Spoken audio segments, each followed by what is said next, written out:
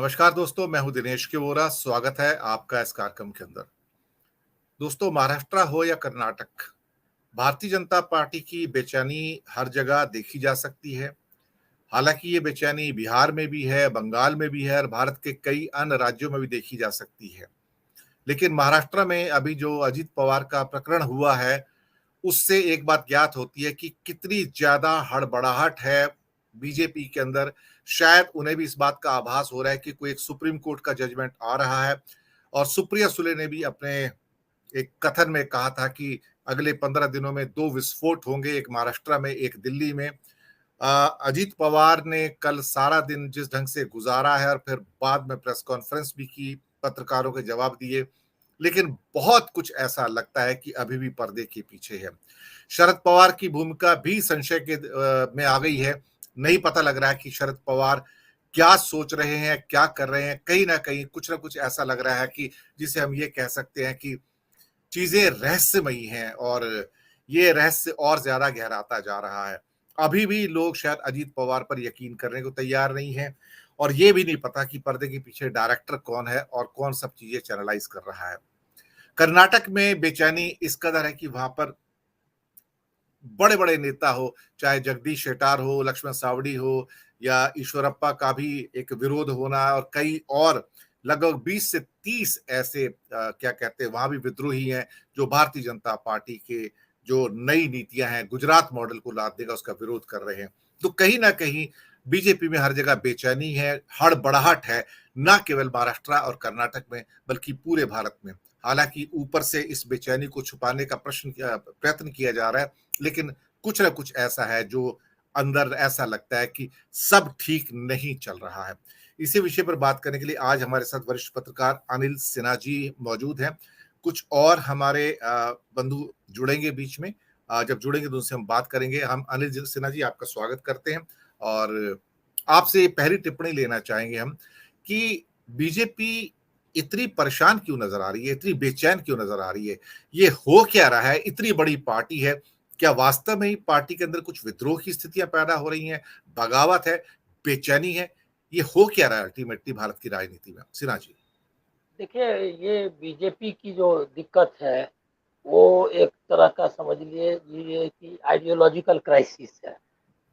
जो लोकतंत्र के खिलाफ उनकी आइडियोलॉजी है और लोकतंत्र में उनको जीवित रहना है।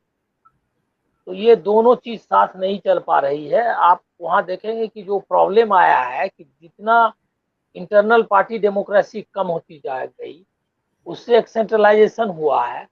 पार्टी अभी दो लोगों के हाथ में है, अमित शाह और नरेंद्र मोदी। तो इन दोनों के हाथ में पार्टी है। बाकी जो कैडर्स हैं उनको उन्होंने एक तरह से ये बना दिया, मतलब अ, आप क्या कहेंगे, एजेंट के तौर पे वो पार्टी में पार्टिसिपेंट नहीं है, ऑर्डर ओबे करने वाले हैं। ऐसी स्थिति उनकी बन गई है। अभी आप देख लीजिए कि उनके जो चीफ मिनिस्टर्स हैं उसमें से ज्यादातर ज्यादातर मैं इसलिए कह रहा हूँ कि उत्तराखंड और मध्य प्रदेश को छोड़ दीजिए, जी। तो बाकी सब जगह, और खट्टर यहाँ हरियाणा को, तो बाकी सब जगह जो बाहर से आए हुए लोग हैं, जो बीजेपी के पुराने कैडर नहीं थे, वही लीडरशिप में है और उन्हीं के हाथ में चीजें चली गई। आसाम हो, कर्नाटक हो, त्रिपुरा हो, सब जगह, इवन बंगाल हो, तो सब जगह उन्होंने जो इम्पोर्टेड लोग हैं, इवन जो उनका यू बिहार में धीरे धीरे जो उनकी पुरानी लीडरशिप थी उनसे हटाया है। अब जो संजय जायसवाल वगैरह जैसे लोग जो हैं, वो लोग सब बाहर से आए हुए हैं। तो एक तो है कि पार्टी में ऊपर से जो इम्पोजिशन है वो बहुत ज़्यादा है। कोई इंटरनल डेमोक्रेसी नहीं होने की वजह से उनका से कम हो गया है। पहले पार्टी क्या थी कि पार्टी में एक एक तरह की इंटरनल डेमोक्रेसी थी, जो अब मुझको लगता है कि लैग कर रही है बीजेपी। यही अब क्राइसिस जो महाराष्ट्र में भी है वो यही है कि उन्होंने एक नाथ शिंदे को, जो एक मतलब स्प्रिंटर ग्रुप है शिवसेना के, उनको ला करके थोप दिया और उन्हीं के सहारे चला रहे। फडणवीस लीडर है लेकिन उनको इससे छटपटाहट है। तो हर जगह पार्टी खुद क्राइसिस में है। दूसरा है ये कि डिलीवरी हुई नहीं। कर्नाटक में एकदम करप्ट गवर्नमेंट बनाया उन्होंने, और स्थिति यहाँ तक पहुँच गई है कि अब उनको वो रिटेन करना तो छोड़ दीजिए, उनको इज्जत बचाने की मुश्किल हो रही है। जो आप देख रहे हैं, एक तो सेंट्रलाइजेशन की वजह से जो उनके फॉर्मर सीएम, डिप्टी सीएम ये सब निकल गए, बहुत बहुत लोग गए, दूसरे लीडर्स भी, एमएलए भी बाहर निकले हैं, हर लेवल पे उनकी पार्टी 110 हुआ है। तो ये दोनों चीजें हैं। दूसरा है ये कि कम्युनल पॉलिटिक्स का एक लिमिट होता है, वो लिमिट आ गया है। अब इस लिमिट से वो कैसे जूझेंगे? अब जैसे वहां अभी क्या देख लीजिए कि आप स्टार कैंपेनर्स की जो लिस्ट आप देखेंगे तो आपको पता चलेगा, संजय जोशी ज्यादा बताएंगे कि सुनील जोशी साहब ज्यादा बताएंगे कि वहां पे सिटी रवि, स्मृति ईरानी, ये क्या नाम है, योगी आदित्यनाथ, इन लोगों को स्टार कैंपेनर बनाया है। और मुझको लग रहा है कि ऐसे ही लोग, यही लोग ज्यादा सभाएं लेंगे। तो इसका अर्थ ये है कि वो बीजेपी अंत में कम्युनल पोलराइजेशन पर ये कर रही है, बैंक कर रही है।